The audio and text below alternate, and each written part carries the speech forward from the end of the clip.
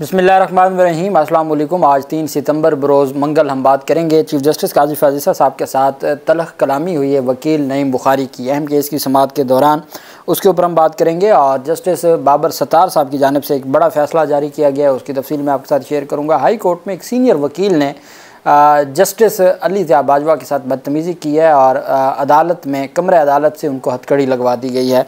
आज की ये खबर है, उसकी तफसील भी मैं आपके साथ शेयर करूँगा। सबसे पहले हम बात कर लेते हैं पाकिस्तान बार कौंसिल के प्रोफेशनल ग्रुप जो हामिद खान ग्रुप है, उसके 6 मेंबरान इलेक्टेड मेंबरान पाकिस्तान बार कौंसिल की जानिब से आबिद ज़ुबैरी, उसके अलावा शफ़कत महमूद चौहान, चौधरी इश्तियाक अहमद ख़ान और शहाब सरकी, मुनीर अहमद काकड़ और ताहिर रज़ा अब्बासी की जानिब से मज़म्मत की गई है जस्टिस तारिक महमूद जहांगीरी साहब के ख़िलाफ़ जो मुबैना तौर पर उनकी डिग्री मनसूखी का जो मामला है उसके ऊपर बड़े सख्त रद्द-ए-अमल दिया पाकिस्तान बार कौंसिल की जानिब से। पहले मैं आपको बलूचिस्तान बार कौंसिल का, सूबाई बार कौंसिल का बता चुका हूँ और अब ये वफाकी जो बार कौंसिल है जिसमें 6 इलेक्टेड मेंबरान पाकिस्तान बार कौंसिल की जानिब से तशवीश का इजहार किया गया है कि जिस तरीके से अदलिया के मामलात में इंटरफेयर किया जा रहा है, इन मामलात को हर सूरत अब रोकना चाहिए। दूसरी तरफ आज इलेक्शन कमीशन ऑफ पाकिस्तान से तफसील मांगी गई थी कि आप तफसील दें कि आपने जो इंतखाबात करवाए हैं, आप बजट कहाँ कहाँ इस्तेमाल हुआ है, किस काम में कितना बजट इस्तेमाल हुआ है। सेनेट की कायमा कमेटी ने ये रिपोर्ट मांगी थी, जिसके बाद इलेक्शन कमीशन ऑफ पाकिस्तान ने रिपोर्ट देने से इनकार कर दिया। इलेक्शन कमीशन ऑफ पाकिस्तान ने कहा कि वो रिपोर्ट देने के पाबंद नहीं हैं। अच्छा, अब ये कमेटी जो है ये सेनेटर हुमायूं महमद की ज़ेर सदारत सेनेट की कायमा कमेटी पार्लिमानी अमूर के इजलास में बैरिस्टर अली ज़फ़र साहब ने इलेक्शन कमीशन के इस बयान पर और इस जवाब पर कि जी जो उन्होंने लेटर लिखा है कि हम पार्लियामेंट की कमेटी को जवाब दे नहीं हैं, उस पर बैरिस्टर अली ज़फ़र साहब ने कहा कि इलेक्शन कमीशन ने पार्लियामेंट के मुंह पर थप्पड़ मार दिया है कि आपको नहीं बताया, मेरे लिए ये काबिल कबूल नहीं है। मैंने आइन देखा कि क्या इलेक्शन कमीशन को ऐसी चीज़ है जो किसी को भी जवाब दे नहीं है, तो आइन में इसका जवाब है इनकार। इलेक्शन कमीशन कैसे इनकार कर सकता है? इलेक्शन कमीशन हमें जवाब दे है, पार्लिमानी वो दायरा इख्तियार में आता है। इजलास में इलेक्शन कमीशन मेंबरान और मुलाजमीन की तनख्वाहों 2023-24 के सफ़र के अखराजात की तफसीलात से मुतल्लिक़ ब्रीफिंग एजेंडे में शामिल की गई। एजेंडे में 8 फरवरी के इलेक्शन के सूबावार अखराजात की तफसीलात भी तलब की गई। बैरिस्टर अली ज़फ़र साहब ने कहा कि एजेंडा इलेक्शन कमीशन को भेजा गया, आपने उनसे दुरुस्त सवालात पूछे। इलेक्शन कमीशन को इलेक्शन कराने के लिए आवाम का पैसा दिया गया, वो पैसा कहाँ इस्तेमाल हुआ? वो पैसा आपके गैर मुल्की दौरे, फैमिली को सैर कराने या इलेक्शन कराने पर लगा। जब कोई चीज़ छुपाने वाली ना हो तो इदारे को अपना बजट दे देना चाहिए था। माजी में इसी कमेटी के पास इलेक्शन कमीशन के अखराजात आए हैं। कमेटी ने पहले भी इलेक्शन कमीशन से तनख्वाह की तफसीलात मांगी। हम पढ़ते आए हैं कि पार्लियामेंट बालादस्त है, पार्लियामेंट ने ही इलेक्शन कमीशन को बजट देने का फ़ैसला किया। उन्होंने कहा हमने सवाल ही पूछ रहे हैं ना कि बजट बताएं, आप कहते हैं कि नहीं बताते, ये हमारी तौहीन है। इलेक्शन कमीशन वाले यहाँ आए हैं, इलेक्शन कमीशन वाले सिरे से आज आए ही नहीं हैं, पेश ही नहीं हुए। चीफ इलेक्शन कमिश्नर और मेंबरान पार्लिमानी निगरानी में आते हैं। अगर हम भी नहीं पूछ सकते तो फिर कौन सी कमेटी है जो इलेक्शन कमीशन से पूछ सकती है? ये एक बहुत संजीदा मामला है। इलेक्शन कमीशन ने पार्लियामेंट को कहा है कि hell with you, election commission वाले नहीं है, कमेटी का इस्तेहकाक मजरू हुआ है। ये सेनेटर अली ज़फ़र साहब शदीद बरहम हो गए। सेनेटर हुमायूं महमद ने कहा कि इलेक्शन कमीशन वाले कहते हैं कि वो पार्लियामेंट को जवाब दे नहीं है, जिस पार्लियामेंट ने उनकी तख्लीक की उसी को वो कहते हैं कि हम आपको जवाब दे नहीं। 30 अगस्त को हमें उनका मरासला मिला, हमने वजारत कानून सेनेट सेक्रेटरीट से मुतल्लिक़ राय ली। रूल्स के तहत हमें किसी भी शख्स को तलब करने, दस्तावेज़ात या रिकॉर्ड लेने का अख्तियार है। हुमायूं महमद का कहना है कि इलेक्शन कमीशन और कमिश्नर को हम बुला सकते हैं। हमने वज़ीर पार्लिमानी अमूर को मुतअद्दिद बार इजलास में मदऊ किया। वज़ीर पार्लिमानी अमूर की अदम दस्तियाबी पर इजलास की तारीख तब्दील की गई।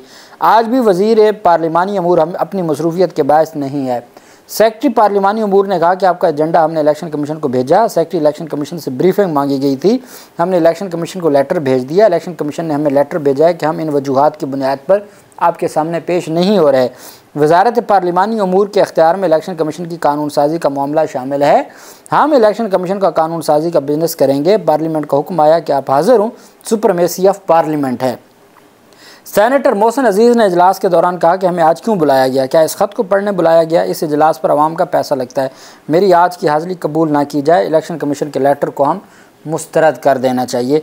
इलेक्शन कमीशन ऑफ पाकिस्तान, चूँकि चीफ जस्टिस ऑफ पाकिस्तान ने हाई कोर्ट के जजेस को कहा कि आप इलेक्शन कमीशन को उनका जो प्रोटोकॉल है या जो उनका आइनी इज़्ज़त है वो नहीं दी जाती, तो अब वो इतनी आइनी इज़्ज़त है कि जिस पार्लियामेंट की बालादस्ती पर चीफ जस्टिस ऑफ पाकिस्तान कई घंटे गुफ्तगू फरमाते हैं, उस पार्लियामेंट को कहा गया कि हम आपके सामने पेश होने को, हम आपको जवाबदेह नहीं हैं। इलेक्शन कमीशन से ये पूछा गया था कि भाई आपने जो बजट है, आपका 2 साल का बजट बताएं ना, कहाँ इस्तेमाल हुआ है, फिर आपने किस सूबे में कितने अखराजात किए हैं बताएं, आपने कितने सरकारी दौरे किए हैं बताएं, हमें पता तो चले कि आप फैमिली समेत को सैर सपाटे करते हैं, क्या करते हैं। लेकिन कोई जवाब ना आया, जिसके ऊपर फिर पाकिस्तान तहरीक इंसाफ के जो अली ज़फ़र साहब हैं और बैरिस्टर हुमायूं महमद, उनकी जानिब से अब इस पर बाकायदा ऑर्डर आएगा और पाकिस्तान तहरीक इंसाफ उनको तलब करेगी। इस्लामाबाद हाई कोर्ट में मैंने आज आपको बताया था कि जस्टिस बाबर सत्तार साहब ने फैज़ान बाजियाबी केस में, जो एक पाकिस्तानी शहरी है, बच्चा है, उसकी बाजियाबी केस पर तहरीरी हुक्मनामा पेश करते हुए कल तक बाजियाब करवाकर अदालत पेश करने का हुक्म दे दिया। कल 4 सितंबर को, पहले 5 सितंबर का था, तहरीरी हुक्मनामे में कहा गया कि कल ही पेश करें। जस्टिस बाबर सत्तार ने अपने तहरीरी हुक्मनामा में कहा है कि IG इस्लामाबाद लापता शहरी को बाजियाब करवाकर कल अदालत पेश करें और लापता करने वाले अफराद की निशानदेही भी करें। सेक्टर कमांडर ISI फैज़ान का मेकबुक और मोबाइल ट्रैक करने में IG की मुआवनत करें। ISI के सर्विलेंस सिस्टम के ज़रिए फैज़ान के मोबाइल फ़ोन और मेकबुक को ट्रैक करें। लापता फैज़ान की अदम बाजियाबी पर सेक्रेटरी दाखिला, सेक्रेटरी दिफा IG इस्लामाबाद और सेक्टर कमांडर ISI बयान हल्फी जमा करा दें कि क्या मुग़वी फैज़ान के ठिकाने का उनको इल्म है या नहीं, या आपके मातहत या मुतल्लिक़ा अफराद को लापता फैज़ान के ठिकाने का इल्म है या नहीं। IG इस्लामाबाद अदालत को मुतमईन करें कि जबरी गुमशुदगियों पर उनके ख़िलाफ़ क्यों न एक्शन लिया जाए। फैज़ान उस्मान का केस बादी नज़र में जबरी गुमशुदगी का केस है। सुप्रीम कोर्ट और हाई कोर्ट्स कह चुकी हैं कि जबरी गुमशुदगी काबिल नफ़रत अमल है, जिसे ख़त्म होना चाहिए। कल उन्होंने ये डिटेल्स तलब कर ली हैं और कल उनको हर सूरत बाजियाब करवा के अदालत में पेश करने का हुक्म दे दिया।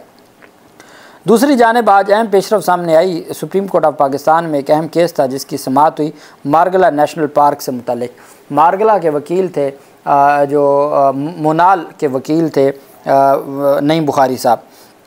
सुप्रीम कोर्ट में मारगला नेशनल पार्क से कमर्शियल सरगर्मियाँ ख़त्म करने के केस में मुनाल रेस्टोरेंट समेत दीगर की नज़रसानी दरखास्तों पर समाअत के दौरान चीफ जस्टिस काजी फ़ाज़िल ईसा साहब और वकील नईम बुखारी के दरमियान शदीद तलख़ कलामी हो गई।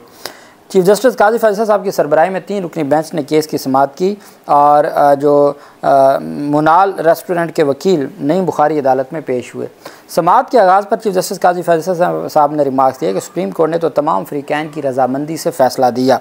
रजामंदी से 3 माह में रेस्टोरेंट्स ख़त्म करने का कहा गया, फिर नज़रसानी किस बात की। उस पर वकील नईम बुखारी ने बताया कि रजामंदी से रेस्टोरेंट ख़त्म करने का नहीं कहा, बल्कि मजबूरी में बात की थी। हमारे सामने 2 ऑप्शन थे कि या तो ख़ुद से रेस्टोरेंट ख़त्म कर दें वरना गिरा दिए जाएंगे। मेरे मुवक्किल doctor Mohammad Amjad 66% share holder हैं जिनको सुना ही नहीं गया। उनका कहना था कि सुप्रीम कोर्ट ने जब फ़ैसला दिया मेरे मुवक्किल मुल्क से बाहर थे। इस पर चीफ जस्टिस ने इस्तफसार किया कि आप नेशनल पार्क में कैसे कारोबार कर सकते हैं, जंगली हयात के लिए मुख्तस जगह पर कमर्शियल काम कैसे हो सकता है, क्या कारोबार करने का आपके पास लाइसेंस है। नईम बुखारी ने जवाब दिया, जी बिल्कुल लाइसेंस है। FIA ने 2018 में नोटिस भी भेजे, हमें रेंट 4 गुना बढ़ाने का नोटिस भेजा गया, अगर लाइसेंस ना होता तो नोटिस क्यों आता। बाद चीफ जस्टिस काजी फ़ाज़िल ईसा और वकील नईम बुखारी में तलख़ जुमलों का तबादला हुआ। वकील नईम बुखारी ने कहा कि 1954 में क्या होता रहा। इस पर चीफ जस्टिस काजी फ़ाज़िल ईसा ने रिमार्क दिया कि हमारी पैदाइश से पहले के मामलात पर हम पर उंगली ना उठाएं। उस पर नईम बुखारी का कहना था कि आप समझते हैं कि आवाज़ ऊँची करके मुझे डराएंगे। नईम बुखारी ने कहा कि आप समझते हैं कि आवाज़ ऊंची करके मुझे डराएंगे, तो मैं डरने वाला नहीं हूँ। आपने खुद जुल्फ़िकार अली भुट्टो केस में सब लिखा है। मेरे मुल्क में कई बार जिनका इख्तियार नहीं था वो बहुत कुछ करते रहे हैं। सुप्रीम कोर्ट ने भुट्टो रेफरेंस के फैसले में लिखा कि माजी में क्या होता रहा। जस्टिस मंदोखिल ने रिमार्क दिया कि बुखारी साहब हमने चलें अपनी गलतियाँ मान तो लीं। वकील ने कहा हमें मौसर हक़ समाअत नहीं दिया गया। माजी में FIA रेस्टोरेंट मालकान के ख़िलाफ़ तहकीकात कर चुकी है। तहकीकात में निकला कि मालकान ने कोई जुर्म नहीं किया। जस्टिस काजी फ़ाज़िल ईसा साहब ने दरियाफ्त किया कि बुखारी साहब आप संजीदा हैं, FIA का इससे क्या काम। कई बार लोग अपने ख़िलाफ़ ख़ुद भी केस करवा लेते हैं। आप रियासत से जो खिदमात लेते रहे हैं मैं उनसे मुतासिर हूँ। ये बुनियादी हकूक़ का मामला है, नेशनल पार्क में जानवरों के हकूक़ हैं। चीफ जस्टिस पाकिस्तान ने कहा कि सुप्रीम कोर्ट और हाई कोर्ट का फैसला मौजूद था, फिर भी आप कमर्शियल सरगर्मियाँ करते रहे, आप कवानीन की खिलाफवर्जी में रेस्टोरेंट चलाते रहे। पढ़ें ज़रा वो आपका 11,000 सालाना फ़ीस वाला जो लाइसेंस था, उस पर वकील नईम बुखारी ने वो पढ़ा और साथ ही उनके दलाइल मुकम्मल हुए। बाद अज़ां नईम बुखारी ने अदालत को बताया कि मेरा बेटा बाहर से पढ़ कर आया और ख़ुद को वकील तस्वुर कर रहा है, आज मैं बेटे को साथ लाया हूँ कि देखो अदालत कैसे चलती है। नईम बुखारी ने जब बेटे की तरफ देखा तो उनकी नशिस्त खाली मिली। नईम बुखारी का कहना था कि शुक्रिया, मुझे सुना, मेरा बेटा भाग गया शायद। इस पर जस्टिस जमाल ने रिमार्क दिया कि शायद आप अपने बेटे को मुतासर नहीं कर सके। चीफ जस्टिस ने कहा शायद आपका बेटा भी नेशनल पार्क को महफूज रखा आपका बेटा भी चाहता है कि नेशनल पार्क को महफूज रखा जाए। बाद सुप्रीम कोर्ट ऑफ पाकिस्तान ने पहली तारीख पर ही फ़ैसला महफूज कर लिया, नज़रसानी पर समाअत मुकम्मल करके फ़ैसला महफूज कर लिया। अल्टीमेट ये खारिज होना है और अल्टीमेट उनको ये बंद करना पड़ेगा। दूसरी तरफ आज लाहौर हाई कोर्ट में जस्टिस अली ज़िया बाजवा साहब के साथ बदतमीज़ी करने वाले वकील को गिरफ़्तार करवा लिया गया।